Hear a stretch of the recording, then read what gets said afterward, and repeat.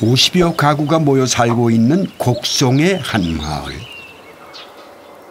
이곳엔 홀로 큰 집을 지키며 살아가는 88살의 인부남 할머니가 있습니다.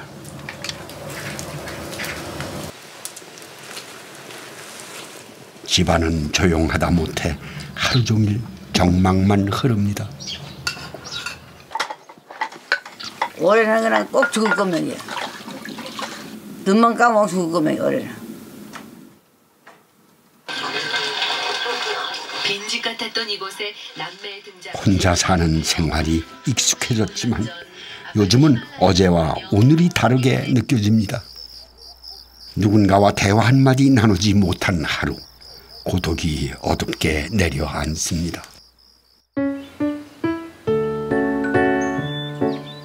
날이 밝자마자 인부남 할머니가 어디론가 부지런히 향합니다. 20여 분 걸어가야 하는 꽤 먼 길.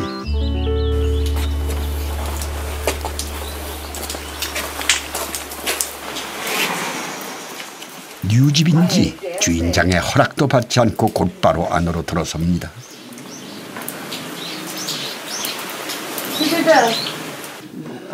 반가운 소리에 불편한 몸을 이끌고 나온 순천댁. 인부남 할머니의 가장 친한 친구입니다. 무릎도 아프고 나가서 못 오고. 보고 싶은 마음에 찾아오긴 했지만 왠지 어색한 두 사람. 싹싹 쓸고 닦고 게 번들번들한 거. 쌀 들어왔어? 딸?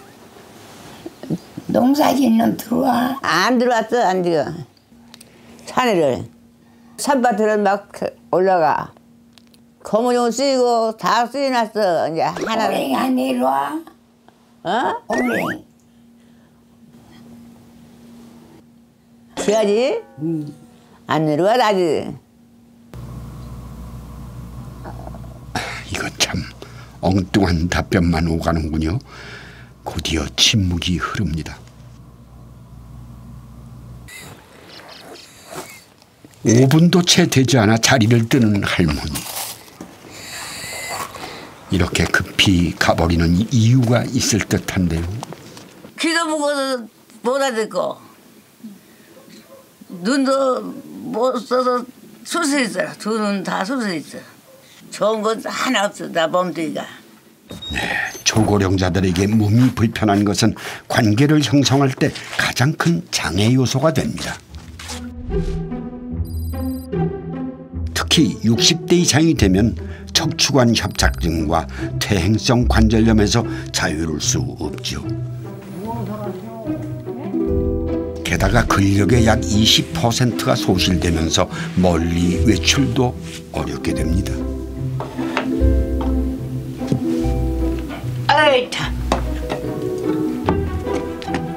그런 초고령자가 불편한 다리와 허리 때문에 다른 사람과 교류를 잘 못한다고 생각하죠. 그러나 관계 단절에 더 큰 영향을 미치는 것은 따로 있습니다. 바로 청력입니다. 청력은 40대부터 난청이 시작돼 70대 이후에는 일상생활에 영향을 미칠 정도로 신경과 감각세포가 사라지죠. 보청기를 사용해야 하는 중도 난청은 세탁기 소리만큼 커야 대화가 가능하고, 고도 난청은 기차가 지나가는 소리 정도라야 들립니다.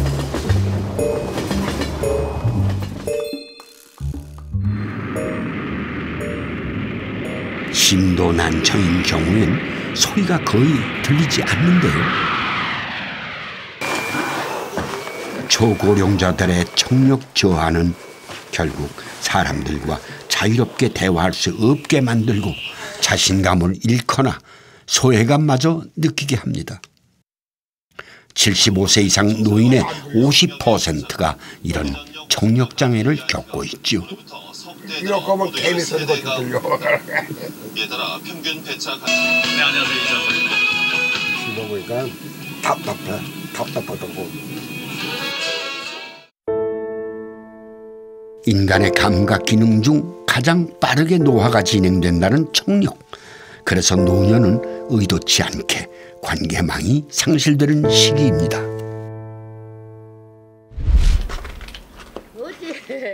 네, 오늘은 인부남 할머니 댁에 이웃들이 찾아왔군요.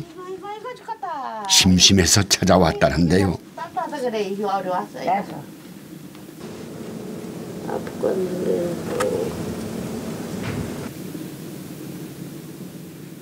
그러나 역시나 말이 없습니다.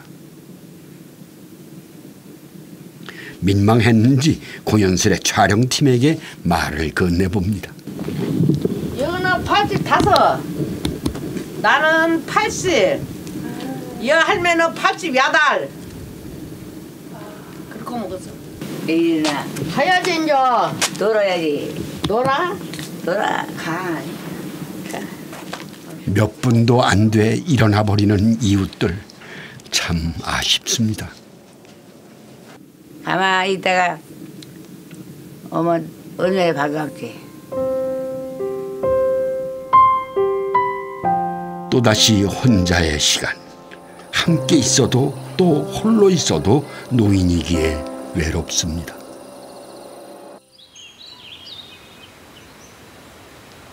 그렇다면 노년의 고립감은 누군가와 함께 살면 해소되는 것일까요? 충청남도 서천에 살고 있는 96살 시어머니와 70살 며느리 이야기입니다. 공무원이었던 며느리는 퇴직 후 뒤늦게 농사일을 배웠습니다. 어머님 여기다 뭐 심을 거예요? 뭐 여기다? 여기다 뭐 심어? 뭐 심어 그냥 꽤 같은 거, 콩 같은 거 심어야지 뭐디요. 꾀하고 콩하고 심는데 여기다가 옥수수 조금 사다가 심을라. 옥수수보다는 옥수수 심었어. 여기다가 너 심지 말고 저기 저 담장지 조금만 심으면 옥수수 퍽지워.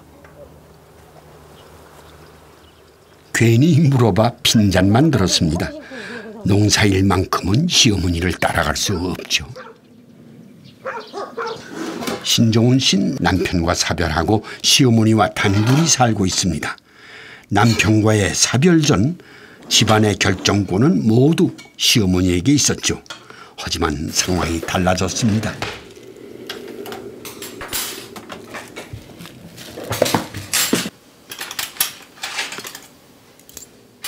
방금 시어머니가 놓은 수저를 냉큼 정리해버리는 며느리. 너무 많이 꺼내놓은 것 같아 수저통에 다시 담는 건데요. 이런 행동에 시어머니는 심기가 불편해집니다. 작은 일인 듯 보이지만 하루에도 여러 차례 살림에 대한 주도권 다툼이 있습니다.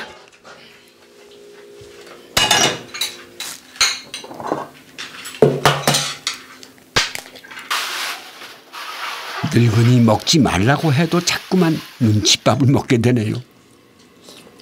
어떤 사람이 그냥 마음에 드는 게 어디가 있어? 다 그렇지. 자신이 먹은 밥그릇은 꼭 설거지 해놓는 시어머니. 그래야 밥값을 한 기분입니다.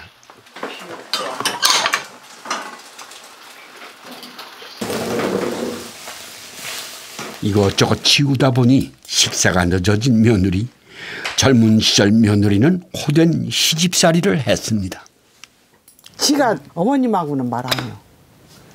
딴 사람하고는 잘하는데 우리 어머님이 또 그냥 너무 당신 것만 알으니까 나는 이제 꽁하고 이제. 맑았다 흐렸다를 반복하며 동거인으로 살아가는 두 여인. 서로의 자존심 대결은 일상이 됐습니다.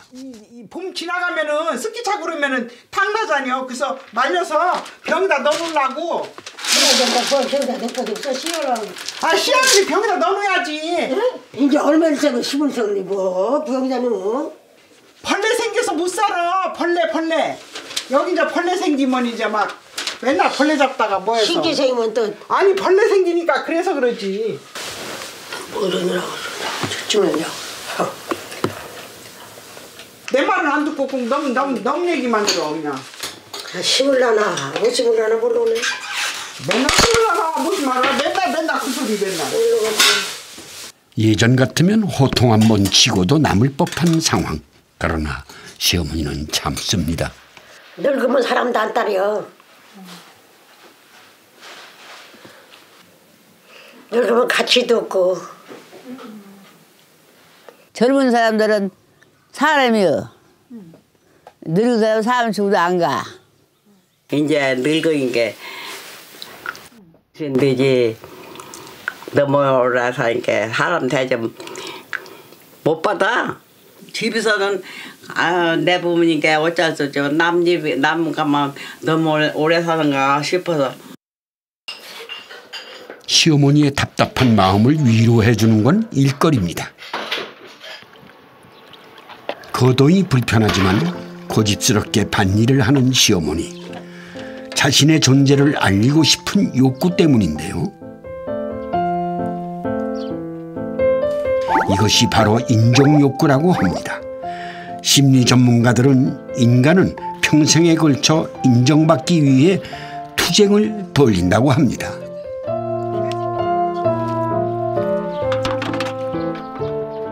할머니에게 밭농사는 존재감을 드러내는 가장 좋은 수단입니다.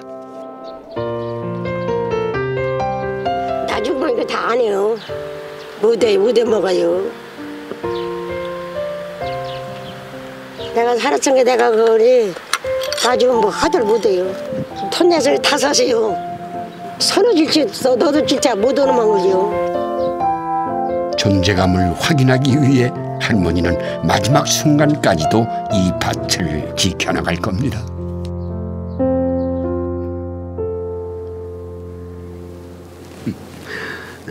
백세가 되면은요, 뒷방에 앉아서 있는 듯 없는 듯 살면 되지라고 생각해 보셨죠? 근데 지금 보신 것처럼 백세가 돼도 삶의 주도권을 잃지 않으려는 의지, 그 의지는 여전히 강합니다. 그리고 그 존재감과 함께 마지막까지 사라지지 않는 욕구가 있죠. 바로 독립욕구입니다.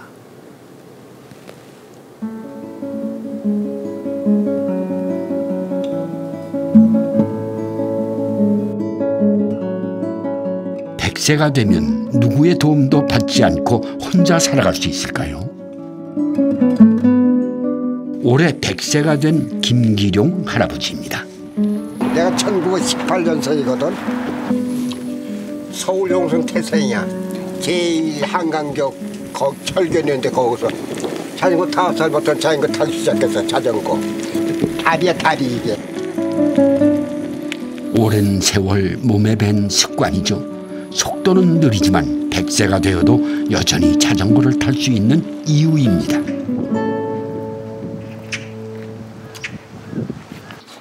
할아버지는 이 낡은 집에서 혼자 지내고 있습니다.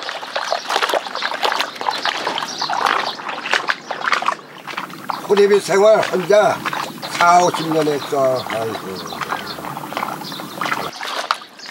그게 혼자 사는 게 제일 편해 내가. 이것이 할아버지만의 빨래 노하우인가요? 한번 헹구고는 제대로 짜지도 않고 널어놓습니다. 비눗물이 그대로군요. 이때 이웃집 아주머니가 찾아왔습니다. 깨끗하게 헹겼어? 뭐? 빨래 했잖아. 깨끗하게 헹겼냐고. 그 깨끗하지. 지금 두 번째 빠른 거야. 두 번째. 두 번째? 때도 하나도 안 갔어. 아이고 내가 못 살아. 내일도 그냥 어쩔 수 없어. 그래도 100살 노인네가 빨래하고 산다는 게 대단한 거예요. 100세에도 누군가에 의지하지 않고 이렇게 스스로 독립적인 생활을 할 수 있다는 것이 참 신기한 느낌입니다. 그럼 100세에 어떻게 혼자의 시간을 보내는지 좀 더 관찰해 볼까요? 상해떡입니다. 적절한가 하는 것이 교과서적으로 딱 이 시기 혹해서 어깨를 혹사하는 걸 얘기하지 않았다고. 할아버지는 대부분의 시간을 방 안에서 보냅니다. 생활에 필요한 것들 모두 방 안에 놓여 있죠. 모든 손만 뻗으면 원하는 것을 얻을 수 있습니다. 방문 밖은 시원한 냉장고가 되고 벽면은 편리한 수납 공간이 됩니다. 이걸 모르냐로 이거? 이게 뭐냐 이게? 소다냐 식소다. 파스 뭐 이게 파스 발효 파스 이거. 뭐가 이렇게 많어? 그럼 물이야 물. 이거 치워야 되지 않아? 어? 이걸 방 좀 치워야 되냐고. 괜찮아. 응? 괜찮아. 이거 물병 되나? 그건 아니 거기 놔줘 뭐. 이거 청소 싹 해줄까? 간다 하지 마. 왜? 그만 또. 아이고 여기 좀 청소 좀 싹 해야 되겠어 내가. 아니 해줘야 되겠어. 괜찮아. 아이 괜찮게 뭐 괜찮아. 이렇게 방바닥도 엉망진창인데 치우고 닦고 치우고 한번 청소 대청소 해드려야지. 이 지저분한 공간을 치우지 못하게 하는 이유는 무엇 때문일까요? 물건의 위치를 보면요 이해할 수 있습니다. 당장 생존에 필요한 생활도구를 가까운 자리에 배치해 최소한의 움직임만으로 사용할 수 있게 했습니다. 방 안을 자신에게 가장 편안하고 익숙한 환경으로 최적화한 것입니다. 내가 이거 살리면 내가 여기서 밥 해먹고 이제 서기 싫어. 라면 두고 있잖아. 라면 끓여서 먹고 아주 몸에 배서 괜찮아.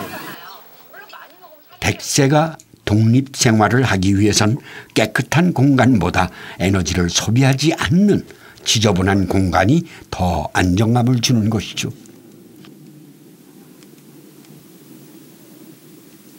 이거 안 깎으면 가져와 건질건질해.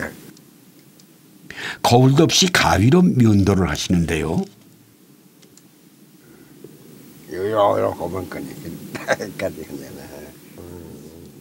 지저분한 가위로 대충 수염을 깎습니다.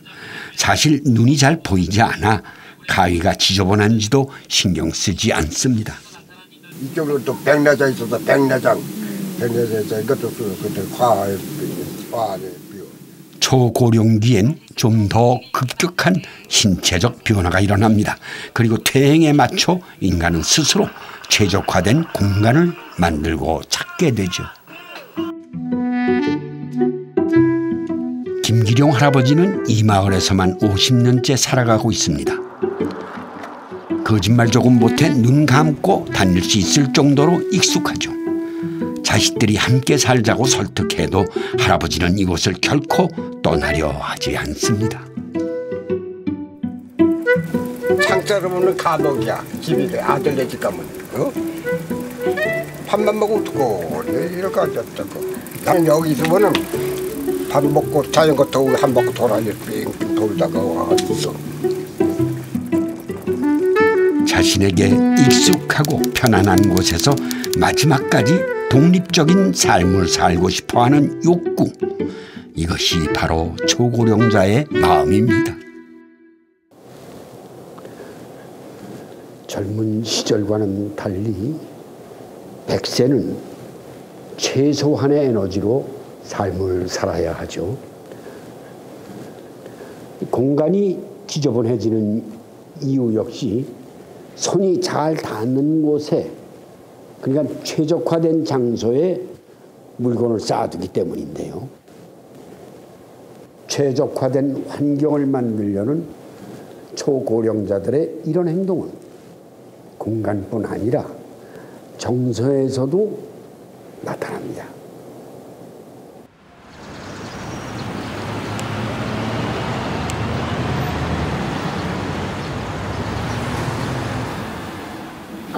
일거리가 다성이네. 새벽 6시. 오늘도 어김없이 김원님 할머니는 빨래를 걷습니다. 할머니의 하루 일과는 다림질로 시작됩니다. 19을 결혼했어. 맨날 이것만 하고 살았어. 매일 다림질하는 옷은 출근하는 아들과 손자의 것. 와이셔츠는 물론 속옷까지 정성껏 다립니다. 세탁기에다 봐는 쪼글쪼글해서 이거에 어떻게 이걸 어떻게 해줘 입으로. 하지만 가족은 이런 할머니가 걱정입니다. 어머니 좀 쉬어. 내가 할게. 에?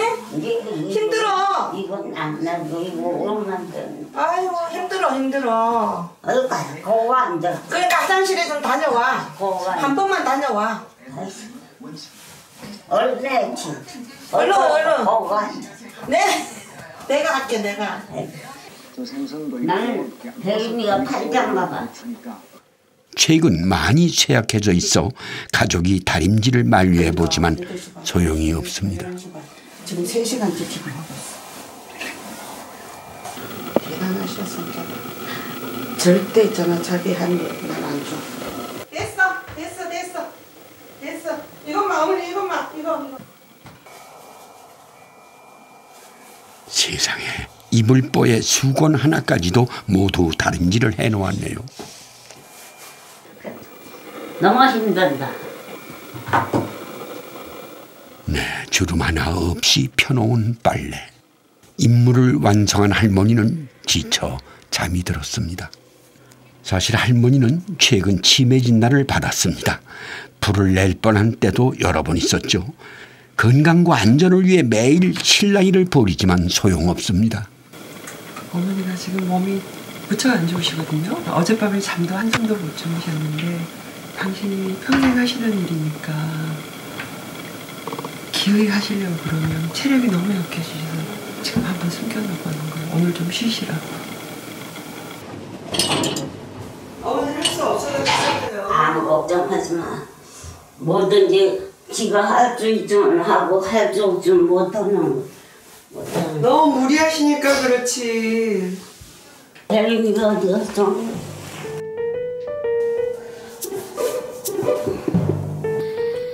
사라진 다리미를 찾기 시작합니다. 금세 포기할 줄 알았지만 예상은 빗나갔습니다.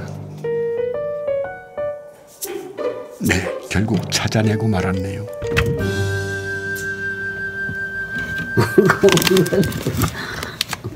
대림이가 콩고가 그런데 할머니는 왜 이렇게 다림질에 매달리며 하루하루를 보내는 것일까요? 시집살이를 4,000년 동안 했다. 그래도 시어머니한테 한 번 혼나지 않고 살았어. 가난한 시절 할머니는 다림질과 삭바느질로 자식들을 대학까지 보냈습니다. 다림질은 젊은 시절부터 할머니가 가장 잘하고 인정받는 일이었죠. 이게 내 직업이야. 90평생 직업이야. 나 지금 90인데 다 해. 안 하는 거 하나도 없어. 90 여태까지라도 할 수 있으면 해야 하고. 노년이 되면 젊은 시절 가장 잘하고 인정받았던 일들이 습관으로 남게 됩니다. 인정받은 일을 할 때 정서적으로 안정감을 느끼기 때문인데요.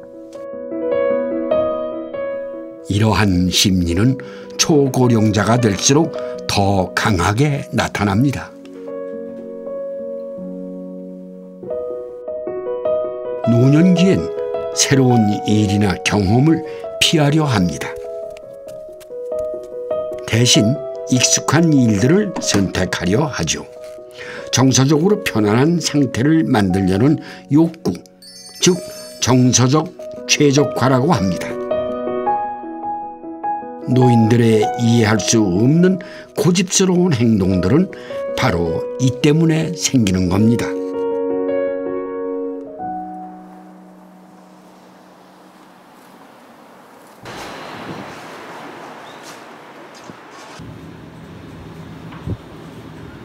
매일 같은 시각 사진관에 나타나는 할아버지. 늘 같은 자세로 365일 사진관 출입문을 지키고 서 있습니다. 미동도 없이 자리를 지키고 있는 할아버지. 뭐 하시는 분일까요? 일단 사진 작가시고요. 그리고 이제 우리 사진 작가 협회에 거의 그 작가 협회를 만드신 1세대. 여기 100세 때 있지 사천시장 그거에 재작년이지 내 2살이니까 지금 102살이 아니야. 이현전이야 이게. 할아버지는 유명한 풍경사진 작가로 전 세계를 돌아다녔죠. 중국에 서울문 갔다 왔어. 그리고 태국 갔다 왔고 아프리카 케냐 갔다 왔고. 95살까지 60kg이나 되는 짐을 지고 전국의 명산을 누볐습니다. 사진 한 사람 사진 이상은 뭐 있어. 밥 먹는 사진만 찍고 싶지. 좋은 데 있으면 다 가보고 싶고. 아프리카 케냐에서 사진 촬영 중 바이러스에 감염돼 생사의 고비를 넘긴 할아버지는 그 활동을 중단하고 사진관으로 매일 출근을 하고 있습니다. 집에서 사진관까지 약 27km나 되는 먼 거리. 누가 시킨 것도 아닌데 하루도 쉬는 법이 없습니다. 젊은 사람도 지칠만한 출근길이죠.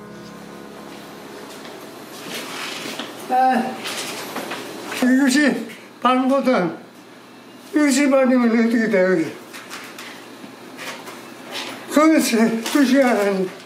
그렇게 힘들게 온 사진관에서 할아버지의 역할은 하루 종일 서 있는 일입니다. 좀 귀찮을 때도 있지 않으세요? 있죠. 아직. 왜냐면 우리가 좀 막 일을 하다 보면 좀 끼니를 좀 이렇게 잘 못 챙길 때가 있어요. 근데 옆에서 계속 밥 먹어라, 왜 안 가냐. 그렇게 막 그 이제 맡기러 오시는 분이 있으면 왜 점심 때 왔냐 그런 얘기를 하시니까 그분도 민망하고 저희도 민망하고. 바쁜 사진관 직원들에게 뭐 하나라도 보탬이 되고 싶어 거들어보는데요. 이것이 또 의도와는 달리 방해가 되기도 합니다. 잠깐만요. 놔두세요. 내가 할게요. 때론 눈치도 보이지만 그래도 이곳에 오는 것은 자신이 아직 살아있음을 확인하는 일이기도 합니다. 와서 물어보면 또 가르쳐주고 뭐는 그 잘못된 거니 잘못됐으니까 가르쳐주고 그래. 저희 가족. 아 좋아요. 이제는 습관이 돼버린 일상. 이곳에 와야 할아버지는 정서적 안정감을 얻을 수 있습니다. 그리고 또 하나의 습관이 있는데요. 점심시간이면 매일 똑같은 과자를 삽니다.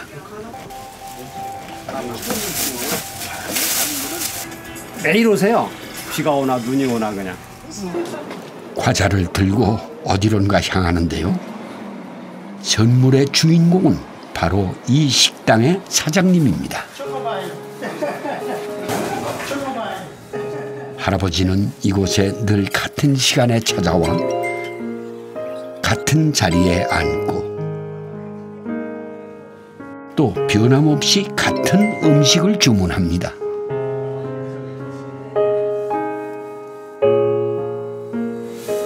네, 매일 오세요. 순두부 드시고 10년을 빛이 너무 오는데 9년? 네, 9년 매일매일. 자연 지하가 없으니 순두부로 식사를 하는 할아버지. 매일 정성껏 반찬을 준비해주는 사장님이 고마워 초코 과자를 선물로 주신다네요. 할아버지는 점심시간을 제외하고 꼬박 6시간을 서서 문 밖을 바라봅니다.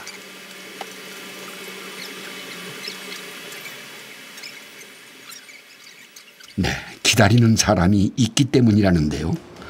바로 함께 사진 작업을 했던 후배와 제자들입니다. 지금 다 아프대.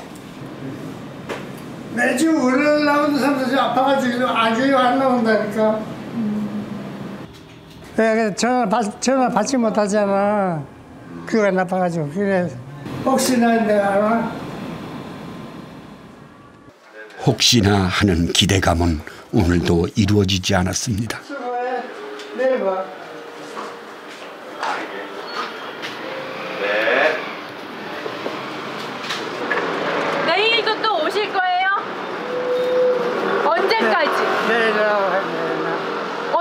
언제든지 오실 거예요. 죽기 전에까지 좋아요. 생의 끝을 향해 가는 백세에게도 존재감을 찾는 일은 오늘을 버티는 힘이 됩니다.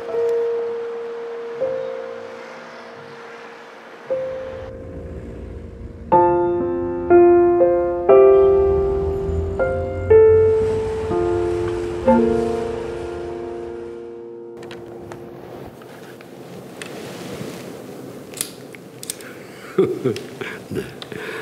이 젊은 시절 습관이 노년의 삶의 형태로 드러난다고 하니까 정말 잘 살아야 되겠다 하는 생각이 듭니다. 사람들은요, 노인들이 특별히 기쁘지도 슬프지도 않아 보여 감정을 잘 읽을 수가 없다고 말을 합니다. 이것은 노화가 되면서 감정 역시 최적화 상태를 만들기 때문이 아닐까. 그렇다면 백세인의 감정은 세월 속에 아주 무뎌지는 것일까? 이렇게도 생각이 됩니다. 사랑의 계절 봄입니다. 97살 김정 할머니는 사랑을 찾아 일본에 가기로 결심했습니다. 자, 사과사 이츠 하얗고 무가니 기대요. 이츠마데 맞아 이제 이츠마데 맞추노요. 마데 이때. 상가何時頃来るのよ。その遅くだ。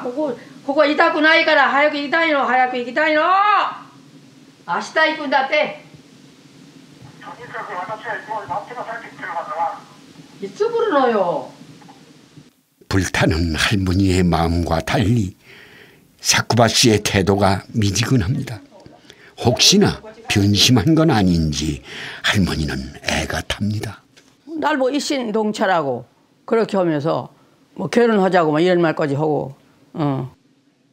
일본에 머무르던 시절 할머니는 20살 연하인 사쿠바 씨와 사랑에 빠졌습니다. 한국과 일본을 오가며 행복한 연애를 했죠.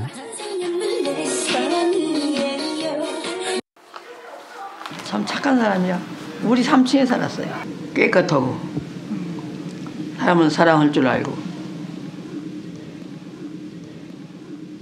젊으나 늙어 좋아하는 사람 좋아하니까 늙다고 뭐 어쩌고 젊다고 어쩌는 거 아니요. 사랑이란 건. 할머니는 일본으로 건너가 그와 결혼하려고 합니다. 남은 생 그의 곁에 있고 싶어서죠. 그다음에 혼인관계 증명서. 혼인관계증명서. 혼인 일본에서 됐다는 그게 한국으로 오면 내가 이제 그걸 갖고 가서 또 여기서도 또 신고를 해야 된대. 하루라도 그의 얼굴을 그리지 않는 날이 없습니다. 할머니의 사랑은 확고합니다. 그 사람 사랑한다고 해서 여기다 뽀뽀하고 여기 뽀뽀하고 딴따가 그럼. 백세에도 사랑의 감정은 사라지지 않는 것일까요? 왜 이러면 제일 심한 슬퍼요. 왜 이러는 것이 좋아. 내가 멀리 있어 좋아. 먼 데 있어도 좋아요.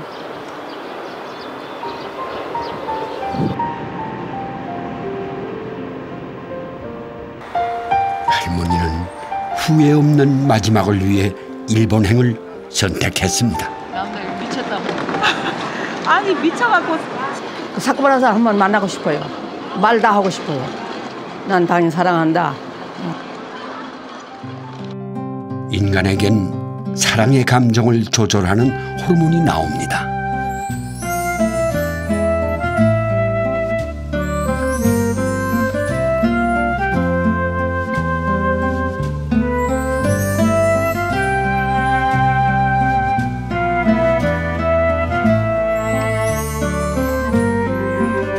노년에도 이 사랑의 호르몬은 감정을 지배합니다.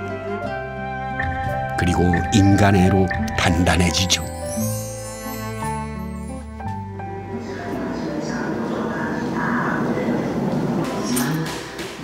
92살의 박현모 할아버지는 매일 누군가를 그리워하고 있습니다.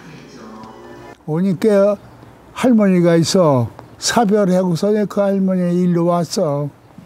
나를 좋아했고 나도 좋아했고 그래서 서로가 사랑하다가 아파서 저 고향으로 갔지. 할아버지에게 할머니는 참 고마운 사람이었습니다. 몸이 약했던 할아버지를 세심하게 보살펴 주었죠.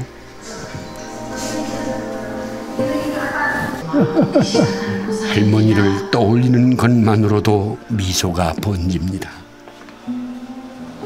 할아버지는 매일매일이 그립습니다. 당신이 없으니 여러 가지가 불편하기 짝이 없어. 빨리 왔으면 하는 마음 간절하고 빨리 건강이 회복되기 바라오.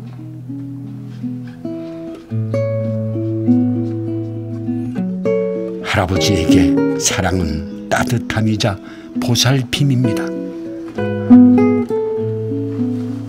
사랑이라는 것이 우리가 이제 목숨이 붙어 있는 동안 사람은 언제까지나 있는 거야. 사랑은 그 나름대로의 사랑은. 인간은 마음과 감정을 나눌 때 행복을 느끼죠.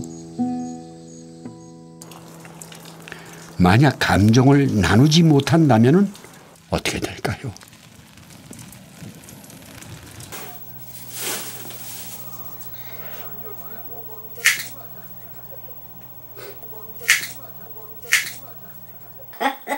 열아홉 살이 왔어. 19살이 와갖고 지방 100살 넘었잖아. 한 살인가 지방. 일주일에 한 번 할머니를 보기 위해 손녀가 찾아옵니다. 살이 나와서 조심해. 미끄러지지 않게 조심해. 약간의 불안감을 가지고 이제 집에 오거든요. 그러면은 여전히 그냥 변함없이 그냥 잘 계시더라고요. 감사하게. 우리 집에 와서 살자고. 그런 맵이 있까지. 세기가 데려가려고 그렇게 몇 번 와. 너도 오래 살고 나도 오래 살고 싶어서 그런다. 안 맞더만은 나오는 데도 가만둬. 자녀들과 함께 살기를 거부하는 할머니. 아직까진 혼자서도 잘 지내는 듯 보입니다.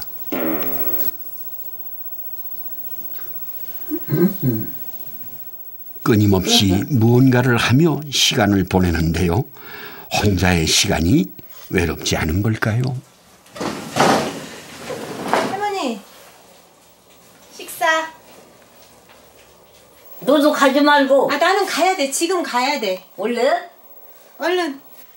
밥이랑 잘 드시고. 난 안 가면 어쩌가지 그려. 가야 돼. 나 약속 있어. 왜 간대 여기서 자고 가지 참. 함께 살지 않겠다고 당당히 말할 때와는 달리 집으로 돌아가는 손녀를 붙잡습니다. 나한테 한번 데리고 와. 아이고. 할머니는 외롭지만 외롭다고 표현하지 않습니다.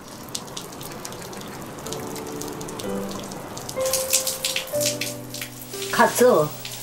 나하고 함께 자면 좋은데.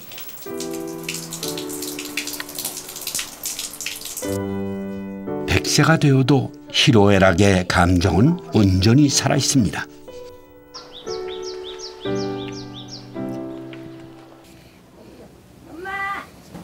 엄마. 아이고 매 어떻게 왔대? 아이고 누구래? 아이고 매. 반가운 딸들의 방문에 웃음이 절로 나옵니다. 아이고 세상에. 이리도 기쁠 때가 있을까요? 뭘 알아? 말 허무득에. 그 허무득에. 이렇게 좋은 것을. 그러나 그동안 속마음을 감췄습니다. 어떤 아들이 함께 살겠어. 여기 늙은 사람하고 어머가 염통한 현지 지나고 그러면 보려고 호가지. 너네 먹고 살기 힘든데 그냥 오지 말아라 전화하면 전화도 얼른 끊어라 막 이러고 보내면은 보내지 말으라고. 근데 막 우리 좋아라고 그냥 그렇게 하시는 것 같으니까 마음은 안 좋죠. 야, 보고 싶으면 와라. 나는 차라리 그렇게 표현해주기 좋은데. 근데 지금은 오히려 그런데 막내는 그래도 오랜만에 웃음소리로 가득했던 시간이 지나고 다시 혼자의 시간이 됐습니다.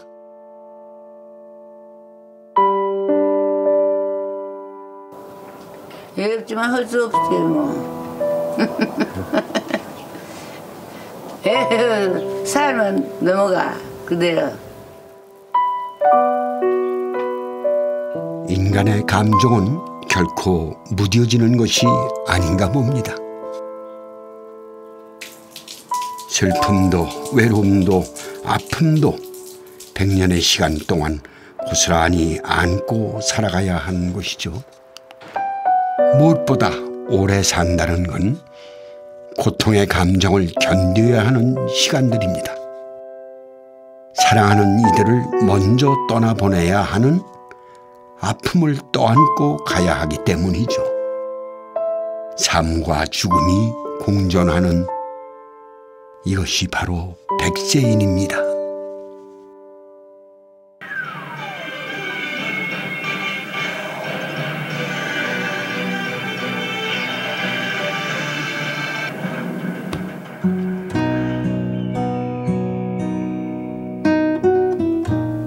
내가 이렇게 사는 게 후회스럽더라. 나한테 자식을 앞에 보내고 남편은 27이 오래 사는 게 그게 원통하고 아이고 하루에 12번도 더 죽고 싶어도 못 죽도 안 하고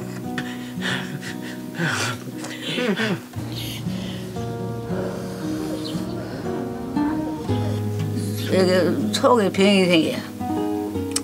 말 못하고 참은 게. 통 울도 못하고 아들 하나 죽어갖고 맘대로 못해갖고는 속으로 골매들어 그래서 그냥 막 그러고 막 그러라. 마지막 가는 사람 좀 보게나 해주지. 내가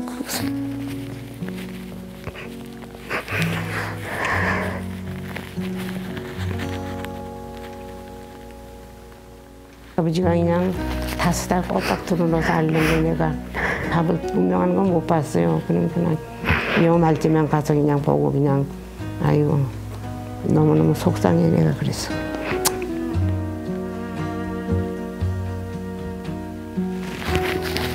죄송합니다.